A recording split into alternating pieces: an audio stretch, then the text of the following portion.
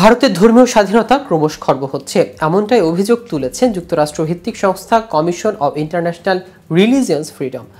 সংস্থাটি ধর্মীয় স্বাধীনতা পর্যবেক্ষণ করে থাকে। গত বুধবার তাদের এই প্রতিবেদনটি প্রকাশিত হয়েছে। কিন্তু কি আছে সেই প্রতিবেদনে, আর এক্ষেত্রে কি জানালো দিল্লি, এই নিয়ে বিস্তারিত থাকছে আজকের প্রতিবেদনের বাকি অংশে। কেটিভি গ্লোবাল চ্যানেল থেকে আপনাদের সাথে আছি আমি মাহমুদ রহমান সিয়াম। মার্কিন প্রতিবেদনে বলা হয়েছে, দেশটিতে সংখ্যালঘুদের সঙ্গে বৈষম্য করা হচ্ছে, ছড়ানো হচ্ছে বিদ্বেষমূলক বক্তব্য। অভিযোগ তোলা হয়েছে ক্ষমতাসীন বিজেপি সরকারের বিরুদ্ধে। গত জুনে নির্বাচন ঘনিয়ে আসার সঙ্গে সঙ্গে প্রধানমন্ত্রী নরেন্দ্র মোদী সহ রাজনৈতিক নেতাদের বিদ্বেষমূলক বক্তব্য বেড়ে যায়। এতে আরও বলা হয়, বিজেপি সরকার নির্বাচনী প্রতিশ্রুতি পূরণের দিকে মনোনিবেশ করে, যা অন্যায়ভাবে ধর্মীয় সংখ্যালঘুদের প্রভাবিত করে এবং তাদের ধর্মীয় বিশ্বাস চর্চার ক্ষমতা সীমিত করে দেয়। ইউএসসিআইআরএফ বলেছেন, ভারতের ধর্মীয় স্বাধীনতার অবস্থা ক্রমাগত অবনতি এবং এক উদ্বেগজনক গতিপথ অনুসরণ করছে। প্রতিবেদনে ভারত সরকারকে ধর্মান্তর বিরোধী, গো হত্যা বিরোধী ও সন্ত্রাস বিরোধী আইনের মতো আইন ব্যবহারে বিভিন্ন সম্প্রদায়ের ওপর নিপীড়ন চালানোর জন্য দায়ী করা হয়েছে। এতে ২০২৪ সালের ওয়াকফ সংশোধনী বিলের উল্লেখ করা হয়েছে, যার লক্ষ্য ওয়াকফ বোর্ডে অমুসলিম সদস্যদের অন্তর্ভুক্ত করা।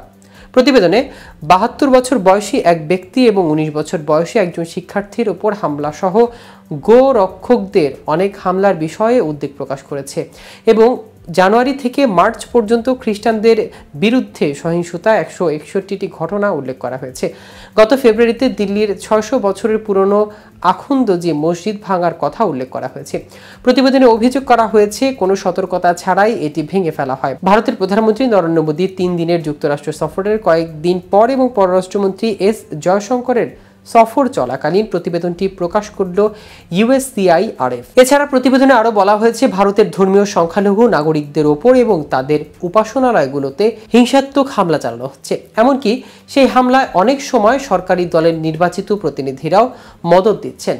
সেই সঙ্গে বহু ভুল ও বিভ্রান্তিকর তথ্য সম্প্রচার করা হচ্ছে।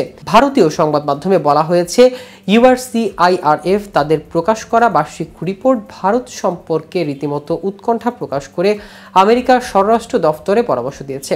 তাতে বলা হয়, লাগাতার ধর্মীয় হিংসা চালানোর জন্য এবং ধর্মীয় আচার অনুষ্ঠান পালনের স্বাধীনতা খর্ব করার জন্য ভারতকে যেন বিশেষ উদ্বেগের দেশ হিসেবে ঘোষণা করা হয়। যদিও শেষ খবর পাওয়া পর্যন্ত স্বরাষ্ট্র দফতর এখন পর্যন্ত সংশ্লিষ্ট কমিশনের এই প্রস্তাবে সায় দেয়নি। এদিকে এই প্রতিবেদনকে নিয়ে ভারতের পররাষ্ট্র মন্ত্রণালয় থেকে তীব্র প্রতিবাদ জানানো হয়েছে। একে পক্ষপাতদুষ্ট এবং রাজনৈতিকভাবে উদ্দেশ্য প্রণোদিত বলে উল্লেখ করেছে ভারত। এ ব্যাপারে ভারতের পররাষ্ট্র মন্ত্রণালয় মুখপাত্র রণধীর জয়সওয়াল বলেন, আমেরিকার কমিশন অব ইন্টারন্যাশনাল রিলিজিয়াস ফ্রিডমের এই প্রতিবেদন সম্পর্কে আমাদের মতাদর্শ আগের মতোই। এই সংস্থাটি আসলে পক্ষপাতদুষ্ট ও রাজনৈতিকভাবে উদ্দেশ্য প্রণোদিত। ভারতকে নিয়ে এই ভুল উপস্থাপনা করেই যাচ্ছে। অন্যদিকে ইউএসসিআইআরএফ এর রিপোর্টে বলা হয়েছে, এই রিপোর্টে তুলে ধরা হয়েছে কিভাবে ধর্মীয় সংখ্যালঘু সম্প্রদায়কে নিশানা করতে ভারতের আইনি ব্যবস্থা পর্যন্ত বদলে ফেলা হচ্ছে, যার মধ্যে সংশোধিত নাগরিকত্ব আইন অন্যতম। তো দর্শক, আজ এ পর্যন্তই। সারা বিশ্বের নিত্য নতুন সকল আপডেট পেতে কেটিভি গ্লোবালের সাথে থাকুন। ধন্যবাদ সবাইকে।